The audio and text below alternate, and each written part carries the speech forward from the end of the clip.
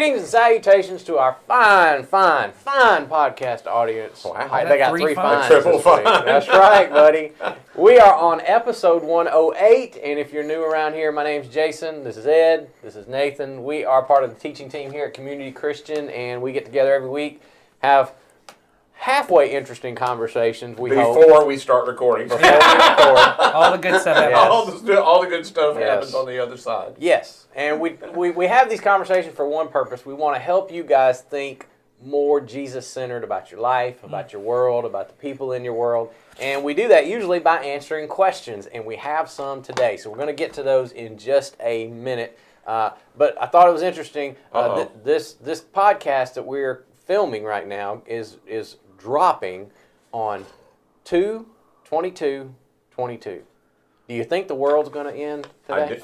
Why would that be the I thing that happened? Because it always happens on some weird date. The world It ends. doesn't always happen, Jason. It hasn't ever The happened. world ends on. What do you mean it always happens? Well, he's not wrong. The world will end on some day. That's right. It will be a day. You know that somebody has I just want to predicted. say we probably should start over because it doesn't always happen. I You know you're know. sad you said that. You know that somebody has predicted that something Oh, yeah, significant sure. is Okay, happening there you on go. 2/22/22. I know. That's Yeah, what I like mean. I said to you, there are a bunch of people going to get married. That's what's going to happen. A lot of people are going to get married because On today? No, yeah. Because they well, predict the end of the world. Yeah, why would I do that? I don't know. I'm just saying. I just people know a do lot that kind of stuff. a lot of folks are into the numbers on the dates. Oh yeah. That's Have you true. noticed You know that? who was into the numerology like that? Uh-huh. Elvis Presley. Oh, was he? He was.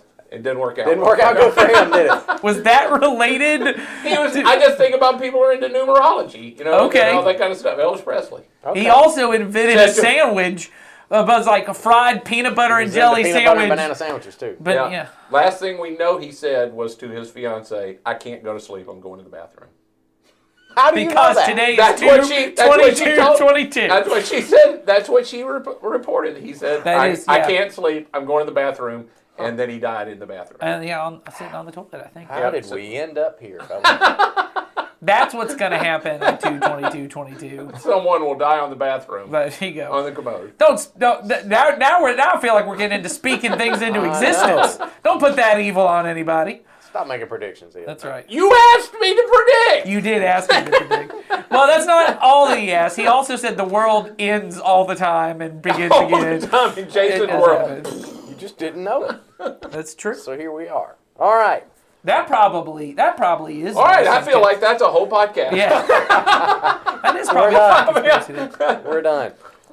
The people who answered asked us these questions. They don't even know which ones we're not answering. Will they ever shut up? It's in the title, so they kind of know Oh, it's coming. they do know. They do know it's coming. So, but yeah, we get questions all the time. But today, I took two questions that we got at two separate times. I put them together. It's a mashup. Mashup of questions because I felt like these two questions kind of hinted at the same topic, and I thought it would be a good conversation for us to have because it is a really common question that people ask, the heart of this conversation. These questions are a little specific, but they do get at the heart of an issue that Christians have to deal with a lot. Sure. And so that's what we're going to deal with today. So I'm going to read the questions, and I think you'll see why I grouped them together. So here's what we're going to talk about today. The first person asked us, why do animals suffer?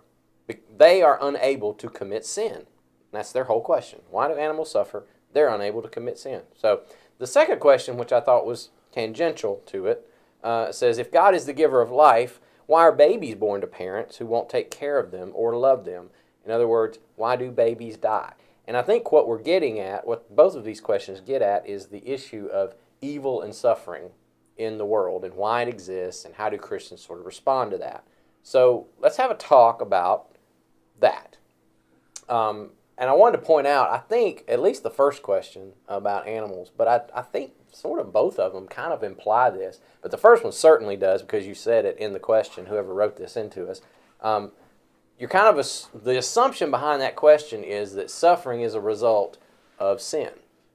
And sounds like personal sin. Yes. That the Right. only people that we can tell who has sinned by how much they suffer. Yeah. And so I thought it'd be interesting for us, or important for us to go ahead and speak directly to that, thinking of it in a Jesus-centered sort of way. Jesus does address that issue Yeah, very he does. plainly in John chapter 9. In fact, we are going to talk about that in this series, and I don't remember the date on that. Maybe we already have. I don't think so. At Maybe not 22. 22. Okay. But we are. We're going to talk about that. We're going to wait till 3:33:33. All right. I don't think I'm going to be around. Well, There's not going to be a 3:33. There is no March 33rd. There might be in 33. Okay. All right. all right. Let's get back to the I topic. also want to comment Comment on what? about the animals being unable to commit sin. I've Oh. known some shifty cats. I'm just going to say... In fact, we had a cat named Shifty. you go. I'm just going to say, yeah, it's a wild assumption you've made about animals not being able to commit sin. Wow, There's we're some way off track. evil I feel cats. bad. Get us back, Jason. Because it's a serious question. It is a serious, It is a serious Well, I question. think so. You talk about John 9. Jesus. There's also there's a few occasions where Jesus addresses that people don't suffer because of their sin. One is in John 9, That's where the he- man born blind. man born blind, and the disciples can't come across this man, and they say, who sinned, this man or his parents, that he was born blind, which shows the level of compassion that the disciples have, because the man's not deaf, he's blind. So he can clearly the man's listening to them have this conversation, but Jesus makes clear it has nothing to do with who sinned. It basically says wrong question. Right. You can't get a right answer when you ask a wrong question. And then there's another place where Jesus is talking, and he references a time where Pilate ends up, who's the Roman governor, ends up slaughtering a group of people in the temple while they're giving their sacrifices. And there's a third time where a tower Right, a apparently tower falls, on and some Jesus people. says, "Were those people worse sinners? Is that why that happened?" And he's like, "Clearly, no." So the answer, as far as the part about animals being unable to commit sin, barring all the shifty cats, the answer is that it's not sin it's not personal sin that causes suffering. Sin is a corrupting force that corrupts and destroys everything that God has with good intentions, every good gift God gives us, everything from interpersonal relationships to my own character, right? My integrity, who I am, my ability to make good and godly decisions, but also just the entirety of the goodness of creation, right? In fact, it reminds me of a classic book that maybe all three of us have read. I read it way back in Bible college when I was a young boy.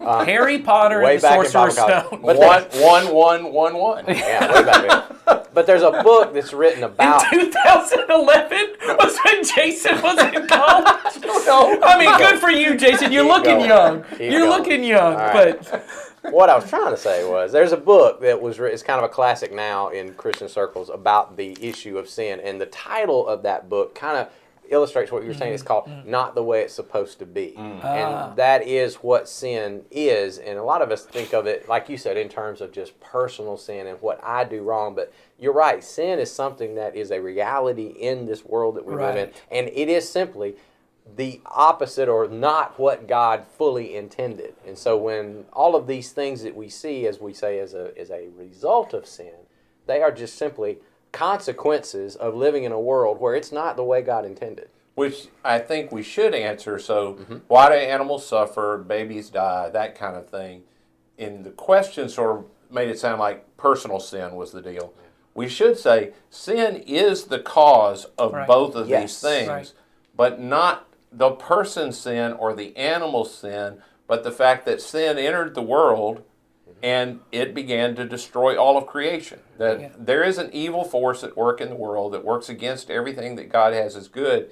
And it's interesting to me, people will often ask, you said the problem of evil that Christians have to deal with. The truth is, no matter what your philosophy, even if you're an atheist, you have to deal with the fact Right. that there's evil in the world. And the interesting thing to me is in our culture is people talk about good and the goodness of people, but if you bring up evil, people don't even want to talk about evil like it's a real thing.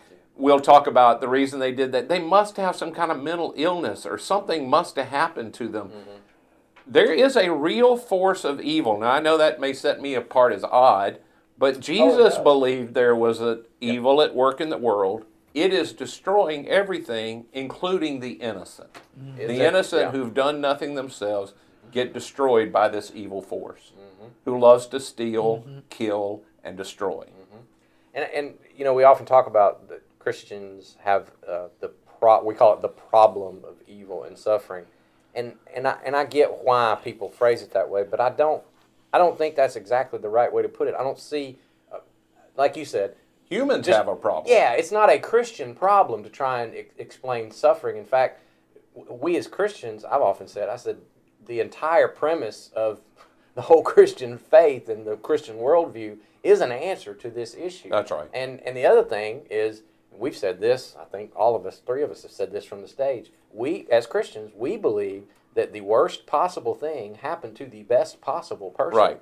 So I don't think it is something that is a surprise when we see it, or it shouldn't be a surprise to us as Christians when we see it happen in the world, because of where our worldview comes from. That's what this whole thing is. Does that make sense? I do. Yeah, it does make total sense. I think it's one of the distinctives of Christianity that Christianity does not teach that in this life people get what they deserve. Yes. In fact, Christians, at the core of our theology is we don't get what we deserve. God doesn't deal with people according to their sin. That's one of the key things about New Testament. Once Jesus died and you become a follower of Jesus, God is no longer dealing with you according to your sin. So I don't get blessed because I'm better than other people, and I don't get cursed if I do worse than other people. That's not the way that God's interacting with us. Now, there are natural consequences, as Nathan already talked about. When I do things against the way Jesus said the world worked, there are consequences that kick in my life and my relationships and all those kind of things. But it's not always a one-to-one correlation. No. Sometimes it's why we see some people that are living life that we think, wow, I wish something would happen to them so that they would stop that, and they're doing just fine. Right. And then we see people who we don't think deserve what they're getting, and they are suffering. Some of the biggest liars, most corrupt people in our world lead the world. Yes. That's just true. And Well, everybody we knows kind that. of No matter how you accept it. vote, I'm not saying that again. I'm just saying the biggest, most corrupt, unjust, unlying, the most of us wouldn't want to be personal friends with them. They wind up at the top of the heap here. Nobody thinks they got what they deserve. Well, and we kind of accept it. I mean, I think even so, if you take politics, we kind of work it into the way that we talk about it, as we all realize you're going to have to vote for an imperfect candidate, right? So we all kind of get that. But what we kind of assume is everyone's lying to you, right? I think when you vote for a person, you assume they're not going to keep all their promises. Right. I think most people. I get very kind of you're true believer. I'm fully in on this thing. But we all kind of accept they're not going to keep all of them. But my hope is if you make enough promises, you'll kind of sway my direction, and that's the way it's going to work. And I think that gets to the way when you talk about the problem of evil, and this is a human problem. I think it's one of the problems without taking God into account. If I try this in an atheistic worldview or a fully humanistic worldview, the problem actually becomes worse because you would assume, and this is where many people live, and I would say in Western culture, American culture, Western European culture, we kind of believe there's a way that the world's just going to improve till all these problems go away. I call it the Star Trek myth, because Star Trek, that's the world, that they're going to get to a place where there is no more war. They don't even have money anymore because poverty is solved. People just work for the sake of work, and then they never need. It's very much a kingdom of God, right? Yeah, There are it no is. more tears. There's no more hunger. There's no more poverty. And they will make this clear in Star Trek. It's because we got rid of religion. It's because and humans took the thing. But see, here's the problem we know is there have been several books, but one book in particular came out maybe 20 years ago that really pointed out on every metric that you can kind of measure as far as like poverty, hunger, world hunger, starvation, the world is getting better on these big metrics, right? Well, there's been a big pushback against that recently, which I think is a fairly good pushback, which is on other metrics, anxiety, depression, loneliness, human meaningless, we are shooting down. And if you look at cultures like we talk about in Haiti, where on the kind of physical poverty things, they're lower, their meaning, loneliness, all those are, much different, are much better. And what the problem is, and this is where it gets to it, is that it seems like human beings as a culture, as a people, on their own cannot solve both parts of the equation. That's right. That there are social problems, right? There is this, and then there are personal, meaning, those kind of things. And both are critical to a good life. It is important that we deal with problems of poverty and crime and things of this nature, but it's also important that we live with meaning and joy and peace. And it's almost like, and this is where when we talk about it, this is the narrative of the Bible. We are not just broken at a personal level. The cosmos itself is torn at the very fabric of the way things are, that everything in this world is broken. So when Jesus comes to die, he doesn't just die to reconcile our personal morality and make us better individual people. He comes, as 1 Corinthians says, to reconcile all things in heaven and on earth, including people, including the systems, including our society, including the actual fabric of the universe itself, which seems so mystical and out there that our kind of rational brains want to push against that and make it about personal morality. There's a part of us that wants to go, I just want to shrink this back down to me. But it's just at the very fabric, God is dealing with the problem of evil and suffering. And he did it through Jesus. And then he empowers us in our personal morality. Well, and in the our way we societies. personally deal with it is we deal with it by following the same pattern of Jesus. The way I deal with personal evil is I give up my rights to stand outside of it. So I try to enter into situations where I see evil. So like, I can't do anything about who gets a baby born to them. And God has set things in motion. God is constantly giving everyone a shot. Yes. He's giving everyone a chance. And at every point, I think everybody wants that. Everybody wants everybody to have a chance to turn their life around up until the point of death. Well, sometimes people having a baby does turn their life around. Sure. It flat out does. I've known it to happen to people. This happened. This life comes in the world, and they decide, I want to be better for this human that's come into the world, and they wind up finding God and turning their life around and beginning to follow him out of that deal. But that doesn't always happen. So then those of us that are following Jesus, we have to move into those situations. Yes. It often cost us personally what it wouldn't cost to become foster parents, to adopt kids.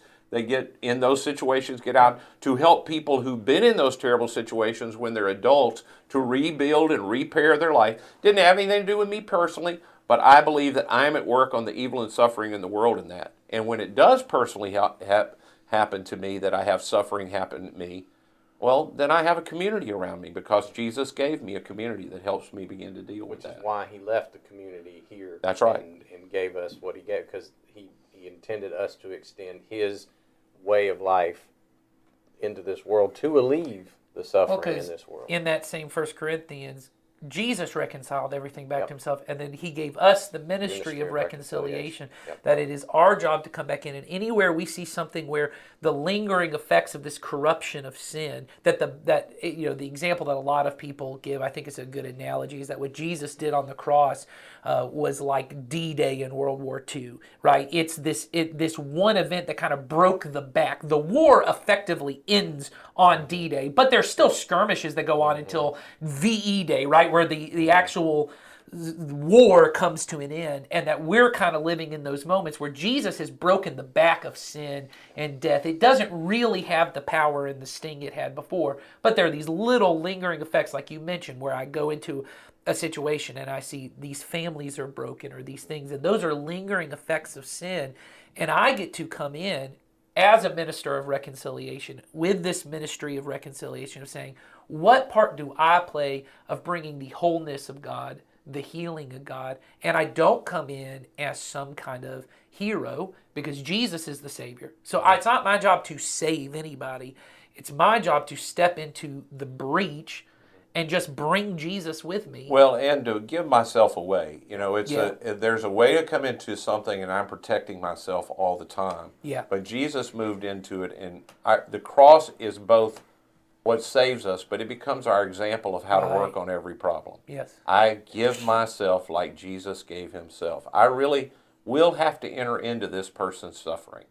Yes. And it's more comfortable to not. Yeah. But And I think that's where ultimately this question ought to lead us. And I know, the folks who ask these questions, these are personal why questions. Yeah, there's something behind it. Yeah, and either it's because someone has challenged you on it before. Maybe you're a Christian who somebody says, well, if there's a good God, why this and why that, and I get that. And I'm not saying there isn't a time and a place to have those conversations about the whys and the what we would call the apologetics of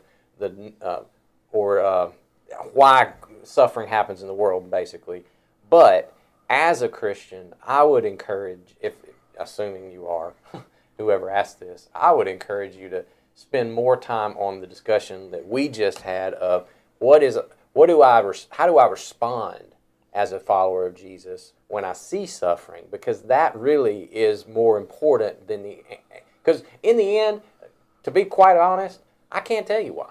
Right, that's right. I can't tell you why. That when I can give you reasons. I can give you things that make sense in my head of why there's suffering in the world. But if you're someone who's in the midst of it, and this is important too, all of us have been in places where we have suffered, we have experienced loss. We know in that moment, it's the why is not what's most important. It is the what now. And that's where the church, the body of Christ, we get to play a role in that. So can I say something, and I have only learned this, so maybe everybody else has known this forever, but I've only learned this, I bet, in the last 5 years, and that when people ask you why does God allow such and such to happen? I used to always begin with all the reasons of just that we just went into. Well, sin entered the world, all that kind of stuff. I'm willing to share that with anyone, but I've learned, and I learned this through somebody that finally told me, you're getting to the wrong answer. You should respond to their question saying, I'm going to answer your question, but before I answer, can you tell me why this question matters to you? Yes. And what you probably will hear, you'll hear one or two things. You'll either hear, well, I've just always wondered about it, and it's the reason I'm not a Christian, at which point there's not going to be a lot of much. You should give the reasons. You should do all of that. But don't be frustrated if you don't get anywhere. There's probably something behind that, too, that they're not ready to share with you. But mostly I've heard in the last 5 years when I ask that, I hear a story of personal suffering. Yep. And listening to the story, if I listen well and I try to enter into it with the person, the answers I give on the other side aren't near as important as the fact that I was willing to enter it with them. And say, I don't really know, and I'm really sorry that happened, and I can't answer all your questions. I do know God cares for you. Those kind of answers. If that's where these questions came from, somebody asked you, and you need to give an answer, I would start with that part. I'm just telling you, it's changed everything for me. Well, back to why we have these discussions. What you described, Ed, is the Jesus way to engage someone in suffering. It is, let me enter into that with you for just a second. Can I just sit with you in that? Can I be a witness to your suffering in this moment? And when you do that, you're actually being more like Jesus in the way that Jesus taught about suffering than you are by just giving intellectual reasons. Right. Mm-hmm. So. Yeah. Well, and I think we kind of broadened out this scope, but the initial question wasn't even necessarily why do bad things happen. It was in particular the question of, why does God give babies to parents who won't take care of them or love them? Why do babies die? So maybe that's particularly what you're suffering through. And I would say that in the same vein of things, I think this is a question that, very much is a question that is in my house all the time and gets brought up a lot, being that my wife and I have been foster parents for 4 years now, and 3 of those years we've had 3 girls that we have now adopted. And this is a conversation we have pretty frequently. And as you guys have both said, the why isn't the big deal as much as it is. And maybe it's still why, but it really is just a cry more than anything. Because even if you knew the why, isn't it true that even if I could provide you with this really great answer as to why, it would not change the response. Well, yeah, and I think, and maybe it would, maybe it wouldn't. But as you've said, there is no answer. And I think when you get to, and this is where I try to get to, in both my wife and I, we talk about this a lot. Both all my daughters will have questions about this. In the end, the response that is an acceptable response at this point is just to lament. Because I think that's where Jesus is. I think Jesus, and that's what I've told them, is I said, that because this is the hard part you have when you have conversations with people who are in this situation.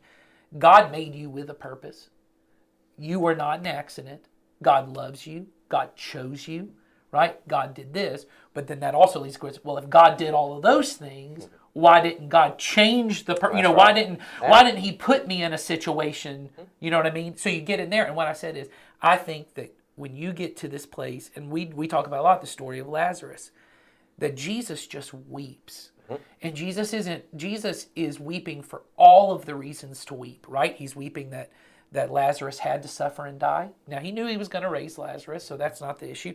He's weeping that Mary and Martha had to weep. He's also weeping because that's what you do at the funeral, right? That for Jewish culture, there'd be this sitting Shiva thing, that we're just openly, we're going through grief together. This is part of it. That all of those things, I think he weeps sometimes that this is just the way the creation gets. Yeah. That this is the way it is. That my wife and I will sometimes just sit and think, not just about our girls, but just about, at one point, the number that was given to me is that there are 14,000 children in foster care. And you think about that number, and that's heavy. And just to weep that number is the number. And to sit with it and to say, this suffering, there is a way that I enter into the heart of God in that moment, and I become like him, because to make this purely an intellectual thing, it allows me to stand outside the suffering. It allows me to not enter into it when it purely becomes a thing. And when you talk about what the response is, I think then choosing to say, I'm going to draw near to you. I'm going to allow my heart to weep. And then I'm better equipped in other moments to respond to suffering. Yeah, reminds me of that that quote Mr. Rogers said when somebody asked him, what do you say to kids when they see bad things happen on the TV or they see tragedies happening? He said, just tell them to go look for the helpers, because that's where the focus ought to be. And I would add to that and say, that's where God is. Oh, that's good. Yeah. Because you look at what's being done to alleviate suffering, and then you see the hand of God, you see the body of Christ. That is where they will always be, and have always been, by the way, throughout history. In the midst of suffering, in the midst of tragedy, the body of Christ will always be front and center in the alleviating of that suffering. So, all right. I think we've talked a lot about on the side where if you have the question and it's you personally, I don't want to go too far down to this, because that's really majority I get is from people that are in it. But if you do have a person who's intellectually into it, at some point you have to help the person get to, because one of the questions was, why does God give it to someone he knows will not take care of the Bible? Right. So we answered a question a week or so ago about, does God know that? Right. But let's say that even if he does, he does. I mean, I can tell you that there aren't any parents that don't harm their children. Oh, sure. It's just the degree to which we all, and I know that I'm not making light of, I know what this person means is really, really, really harm. The interesting part about, for me, of always on the thing of why do bad things happen to good people, and why does there evil and suffering in the world, is rarely is a person looking at themselves and saying, why is there evil in me? Yeah. And the line of the evil that's too bad for most people is on the other side of them. That's right. It's on the other side of them. But once you become a parent, you begin to watch your kids and you go, oh, there's some things right there that I don't like about me that kid's doing. And it's my kid. And now they're going to have to figure out something I didn't figure out. Yeah. I couldn't figure out why I did that. And now look at them. They're doing the same thing. Now they're going to have to figure that out. Yeah. All I can do now is pray and hope they figure it out. Yeah. So that our family tree doesn't become a group of people that do that forever. It's like I once said that to somebody we were having this conversation in a classroom somewhere, and they said, I just don't understand why God doesn't just, get rid of all the evil in the world. And I said, well, where would you like him to start? You got to draw the line somewhere. Is it just the other side of you? Yeah, I said, so, would you like him to start with you? Because you got son, and would I like him to start with me? Right. 'Cause there's ramifications to all that. So, all right, well, we're running up against our time, so we're going to wrap that up. I think we've covered it pretty much as well as I think we can today. If we didn't, or if you've got more questions that hinge off, I've noticed every time we drop a podcast, we tend to give a few more questions, which is perfect. I mean, that tells me something. You guys are engaging, and we maybe bring up some stuff that we didn't touch on, and you want us to clarify. Absolutely, send us those questions. You'll find the link in the description. You can send it anonymously. Give us your name. We'll answer it either way and do our best to try and have a good conversation. I don't think we've dodged a question yet. I don't think so. I don't plan to.